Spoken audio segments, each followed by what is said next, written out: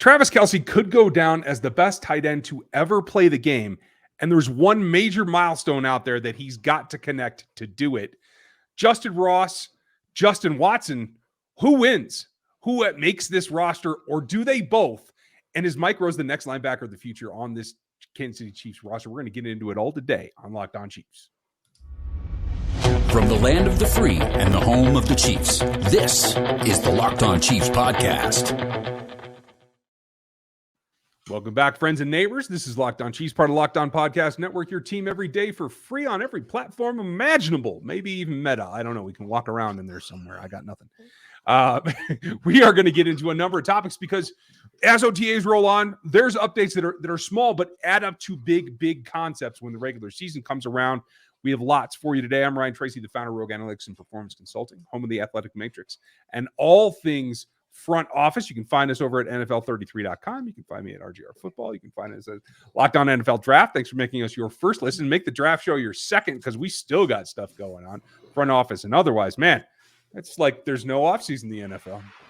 Well, there is no offseason in the NFL. It is what it is. It is year-round, and it is the biggest sport in the league. I'm Chris Clark, founder of Chiefs Corner. You can find me over at Chiefs Corner. And we kind of mentioned on Tuesday that Orlando Brown is kind of in a lull and kind of in a scenario where he has to pick an agent. It does seem like he is in that process right now. It was reported, I believe, on Wednesday, and maybe it was even late Tuesday, that he does have multiple agents that he is talking to right now. He's interviewing them. He's trying to get them down to who he wants as his agent. And from what we've heard from OTAs, he hasn't been at OTAs. So it's a process that he's working on, and he's away from the team at this point. And he's got plenty of time to do it in terms of daily when you're not there in meetings and everything else. So, yep. Go Orlando, get the right guy for you, but get it done. Let's go. Choppity chop. Yep. There's stuff to do. I think it will get it done. Get your contract signed, and that's the other reason he's not in OTAs is he doesn't have a contract right now. He hasn't signed his franchise tender. All that is, something that's questionable whether or not it'll even happen, whether or not it'll sign his franchise tender. And I mean that because if they sign him to a long-term deal, he doesn't have to sign the tender. So we'll see what happens in the next couple of weeks. So it's not just the best fit. Somebody's got to have a little bit of chunk of time right now to jump on Orlando's needs. So that's probably going to play a factor in who he hires. Yeah, and it's going to be a big question as to, what is Kansas City going to end up paying him. We've heard that he's wanting top of the tackle market money, and at his age, it doesn't shock me that that's what he's wanting. We'll see where it ends up and where it comes out. I agree. Where it ends up is the question for Travis Kelce, too, because 32 years old, a lot of GOAT talk, a lot of, is he better than Tony? Sorry, Travis, not yet. But it all goes to kind of racking up those little achievements now that stack your Hall of Fame and especially your GOAT kind of conversation. There's one really interesting one that he's getting closer to. This has got to be in the sights, right? Yeah, and I think, when you look at Travis Kelce, in 2021, Travis Kelce joined Hall of Famers Jerry Rice and Julian Edelman as the only players in the Super Bowl era with 100-plus career receptions in the playoffs. That's huge for a player that is a tight end. Yeah. And it's arguable that he wasn't even the primary receiver on some of those teams that he played with in that time frame. Yep. Now, is Travis really going to catch Tony in terms of passes caught, yardage, et cetera, et cetera? That's a probably tall not. order. It's tough, but this is a significant one because there's a lot of guys that play good and rack up all kinds of numbers in the regular season, but differentiating yourself in the postseason, I think, it's not going to outweigh your total catches, your total production, but it certainly is something that says that when you got to the best level of competition, you were able to elevate your game yet again. And he definitely has, and I think that he continues to play better and better, or play better than I expect every year. I expect him to take a step back every year, and it seems like he continues to do things that I don't expect him to do. I will say this, 15,000 career receiving yards is where Tony Gonzalez sits all time. That's a tall order. Yeah. Trav's halfway though, right? Yeah, he's a little over halfway right now, I believe. I was trying to look that up as we were talking, but yeah, he's quite a ways away, and I don't see him playing until he's 40. So you never know, though. I mean, of all the things, when you go back he's at to 9,006. 9,006. Okay, so he's quite a bit more than halfway. That's 60%. So, I mean, could he play to 40? Possibly. He did have that first year off with the plateau injury, right? So, like, yes, he's that old, but it's not the same kind of mileage. You know what I mean? So maybe you never quite know. And you have to think that he's going to be able to put a lot of playoff performances in the books. Whether he can be the guy that isn't triple teamed all the time, I think this year is going to go a long way to prove the concept that in order to get him those touches and those targets, that having more weapons on the field with him is the key. Yeah, and I think he's definitely going to be in that conversation. I think he's definitely there this year, and I think that you're just going to continue to see him doing different things. I will say this. This is interesting. I'm looking at Pro Football Reference. I'm comparing Gonzalez and Travis Kelce right now. Gonzalez in his career was at 7.5 yards per target. What do you think Travis Kelce is? 8.25? 9.1. Wow, even I underestimated it. Dang. Okay. Now, he was only at 8.4 last year, but in 2020 he was at 9.8. He was in 2019 he was at 9. Yeah, I mean, he's had monster seasons. Yeah. That's big. And that comes from how your team is stacked around you, to tell you the truth. And the departure of Tyreek Hill is going to make things, I think, smoother, and I think a little bit easier for Travis Kelce, to tell you the truth. So hate to see that kind of weapon leave, but I think in the end, it probably helps him in his case. So maybe he one day can get the yellow jacket and the stuff that goes along with it. And if you want to get something special, we have a great place for you, because it doesn't matter whether you're about to pop the question or you're just celebrating a major milestone in your life. Fine Jewelry is unique for her, and a modern convenience of online shopping makes it easy for you. You can do that at BlueNile.com. And the cool part right now is if you are on the engagement side of your lifespan, right? They have simple tools right now where you can design and build your own engagement ring for whatever her specs are or your specs are or whatever you think hers are. I will tell you, don't take guesses. Understand what you're doing before you take a leap like that. But each one's one of a kind. You can do it with Blue Nile's bench jewelers and get that design the way that you want it. Or if you're into that, milestone of your life, there's a lot of things that you're looking for fine jewelry, and you can find that as well. If you have trouble choosing, they are there to help you 24/7 as well. Available by phone. You can get you the most memorable gift you've ever been able to give her. And that's really what it comes down to when you're trying to make an impact. Make your moment sparkle with jewelry from BlueNile.com. And right now, Locked On Chiefs listeners are getting $50 off of $500. And the podcast, it's exclusive to us. So you want to use our code, which is Locked On. That code, again, is Locked On. Plus, every order is insured. It ships free, and it arrives in packaging that doesn't give away the fact that you went into all this effort to get this thing. So whatever type it is, that helps a lot. Shop stress-free and find your forever piece. Go to BlueNile.com today. Yeah, my wife gave me jewelry once. It's still sitting on my finger. That's all it's ever going to be. There you go. Now, jewels are one thing. I'm not somebody that even you have to convince me to wear a watch that isn't, Velcro and nylon on the band. But if she was going to give me a jewel, she might want to give me a new wide receiver, right? There's a couple of young guys that could end up being jewels in the eyes of one Patrick Mahomes. You never know. It's very interesting to me right now, the spot where Mahomes is in what could be considered the second era of Mahomes' passing game to what is a more wide-ranging wide receiver core. And two guys that are kind of right on the edge are standing out, I think, to everyone, but to you especially, right? Well, I think that you start looking at Mahomes and you see different comments that he makes about different wide receivers. He's already had comments that he said about Justyn Ross and that catch that everybody saw on social media. If you didn't see it, go look at the Chiefs Twitter page. It is out there. I'm sure I retweeted on Locked On Chiefs or on my other Chiefs Corner Twitter handle. It was insane. But he's also making comments about another wide receiver in Justyn Watson. And Justyn Watson is a guy that in a lot of ways has flown under the radar for this team and for most people. And it's because he basically came to Kansas City as an unknown commodity, hasn't really done anything in the NFL yet. But Mahomes, he went to Texas and practiced with Mahomes and made an impression on the QB. That's a big thing for a guy that a lot of people didn't even know about or didn't even think had any kind of consideration for making this roster. Now, I want to be clear. I'm not trying to say he's going to make the roster, but for him to get Patrick excited just one of the first times he sees him and is throwing to him, it says a lot.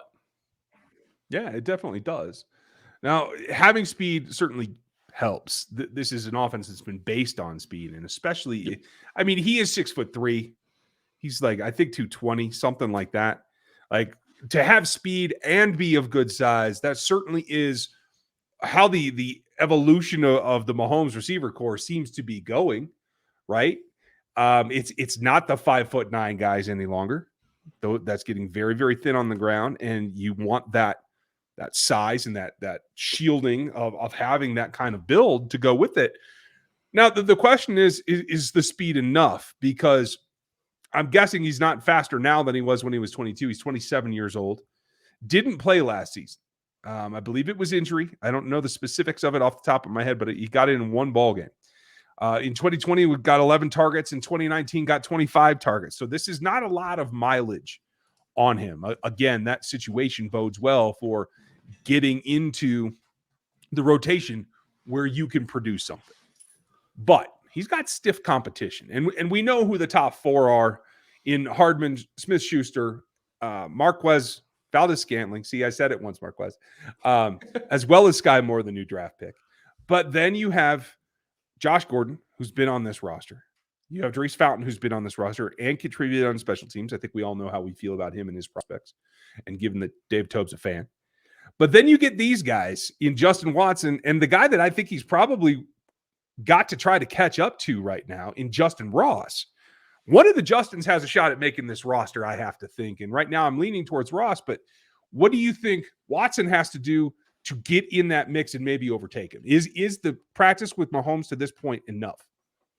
No, it's not enough. It's never going to be enough. You're going to have to show it in OTAs. You're going to have to show it when the pads come on, especially in training camp. It's going to be something to watch. You sit there and you get in training camp and you see the Chiefs corners go against him in the wide receiver corner drills. How is he working in that? How is that going up? And then what does he do when the lights come on and they're playing preseason football? I mean, the reality is you can be a gamer on the practice field, but if you don't show up on game day, it really doesn't matter. And you can also be a gamer on game day and do nothing in practice. I mean, they're those types of players in both situations. I'm really interested to see how it comes out. Now, we're only two padded practices, not even padded practice. What am I talking about? We're only two shelled practices. Yeah, be careful what you're saying there. Right. But so as we speak, they should be getting ready for tomorrow's practice where the media should be at. And let's see if that continues. If it does, then it turns into maybe a four-headed monster, right? And a lot of folks, I know he's mentioned Corey Coleman as well. Corey's still out there. Like there's other players in the mix. The nice thing is they seem to have, like 1,701 wide receivers in this camp. And you got to boil it down to 6. I don't think you can afford to take 7 because of the DB situation.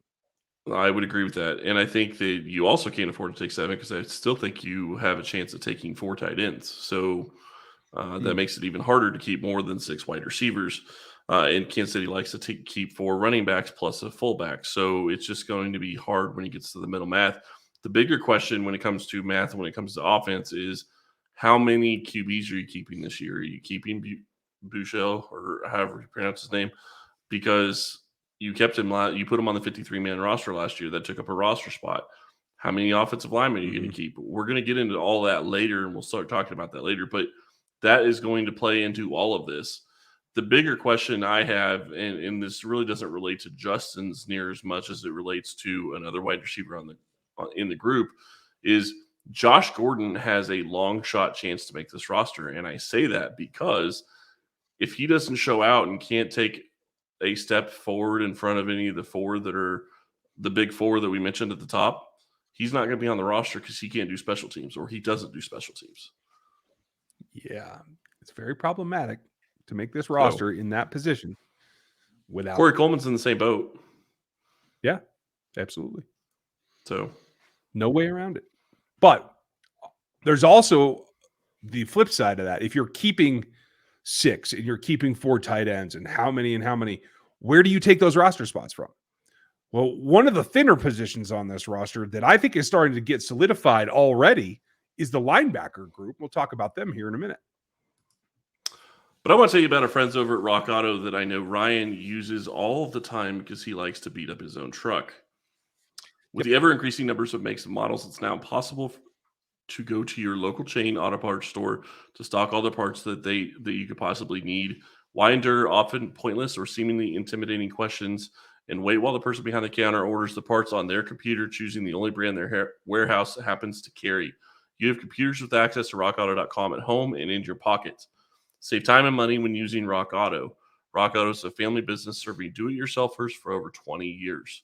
Rock Auto prices are reliably low for every customer. They have everything you need: brake parts, tail lamps, motor oil, and even new carpets.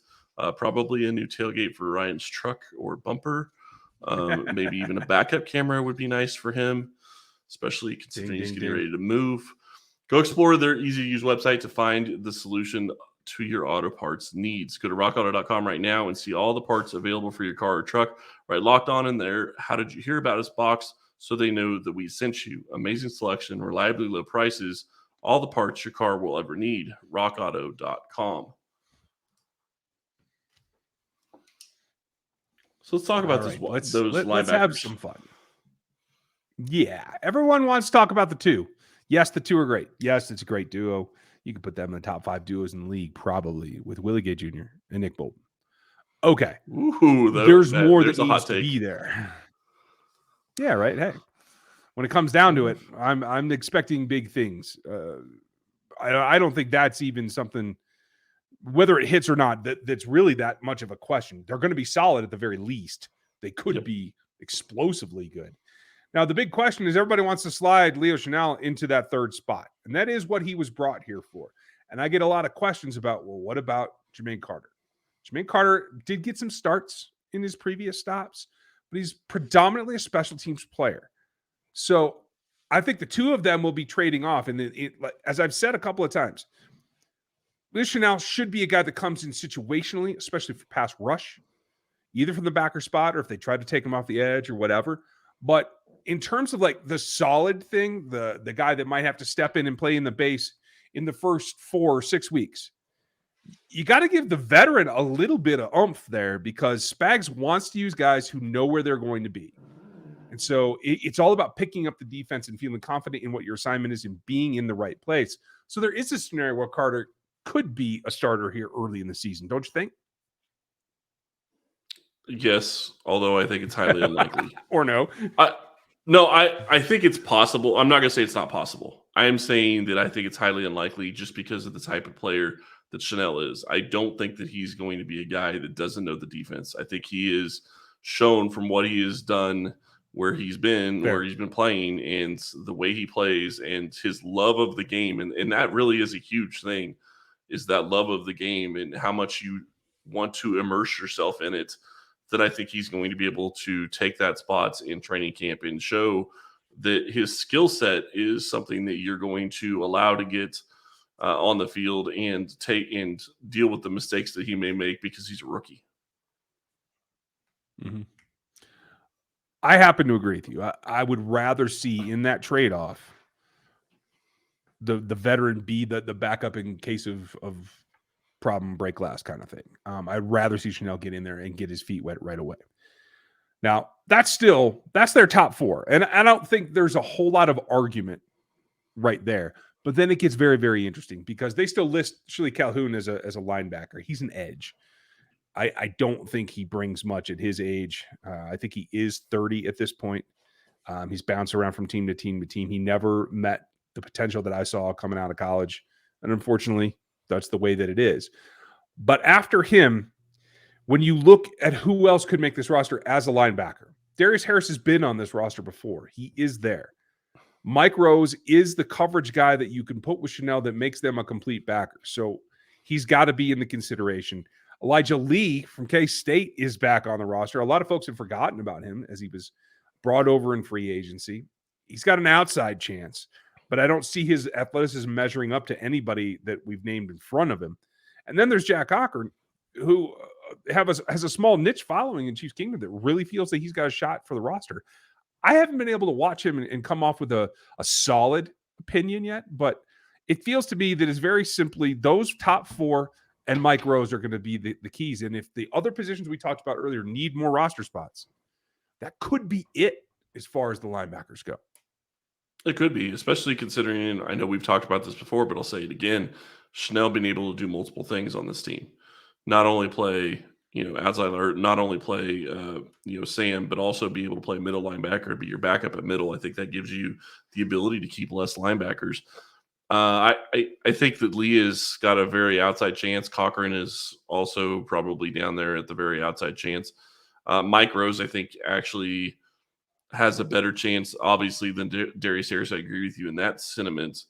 The question is he going to be able to show it on the field once he starts playing? I expect him to be able to do that. If he does, he'll be that fifth linebacker. And in that scenario, Harris has been with the team. My guess is, based on his career to this point, you could put him on the practice squad because they did expand the practice squad again for 2022. I think that's going to be basically a permanent deal where he could still be in Kansas City and be a guy that you could bring up if you need an extra guy. He's going to know the defense. He's going to be able to contribute that way. Obviously, you want young guys on there, but you're also going to want a vet at times for certain position groups, and maybe linebacker's one of them, considering if you look at this roster, you don't really have veteran leadership at that position. Carter is your best bet right now, and even he doesn't really have a lot of experience. I mean, he has experience, but not, he hasn't been in the NFL for 10 years or, even 6 or 7. So I tend to agree with you. You never know what they'll do practice squad wise with the elevations and the back and forth. And clearly there's a long way to go. It is about learning, but as we talk about just how crowded some of the other position groups are, it just feels like this is a little bit too straightforward that getting to 6 linebackers on the 53 is going to be a stretch. And so I do think it is going to be about upside and about fitting in. And let's be honest, just like the 6 wide receiver, the backup linebackers got to play special teams no matter what. So that gives the edge to Carter, and it gives the edge to Mike Rose, who played special teams in college as well. Darius has played some as well, so I would put him like right there in the mix next. But beyond that, I think it's very iffy. So we'll have to see how it comes out, who latches on and who actually starts producing. Yeah, and that's the key. I'm glad you said that because that is the absolute key. It's who produces when the pads come on. Because linebackers is another position. It's not offensive line, it's not defensive line, but it's pretty dang close to if you are able to produce as a linebacker when the pads come on, the team is going to find a way to keep you on this roster. And it would be great for a 6th linebacker to make the Chiefs keep him on this roster because of how well he is shown out and played. That is a great position for this group to be in. I still think you've nailed the top 4, and I think that Mike Rose is number 5, and I think that those guys are probably going to make the roster at this point just based on what I've seen in the players that they've been so far. But, if you're going to keep a 6th, it's going to be somebody that's going to have to really show out and show that they belong in the NFL and that they can possibly develop. And that's going to be something you're going to really be watching at training camp and in preseason games. Yeah. I'm looking forward. I know camp is still a ways off, but I'm looking forward to seeing the rotation at the linebacker spot and just how many ways they use Chanel. If that garners him the 3rd LB spot, which I think in the end it probably will. But we'll know more when we see more. Matt will be out at practice tomorrow, folks. We'll have more from him coming up early next week. And if anything popping comes, we'll probably get him in here for an extra episode just to find out what's going on. So keep your eyes peeled. Watch that social media. That's where you're going to hear the most about it. But thanks for checking out with us today. Taking a look at these position groups, which we probably need to continue talking about some more as the depth comes along. But we have plenty to go over. We'll be back with you tomorrow. No questions about it. Thanks for listening to us today. And we'll talk to you then.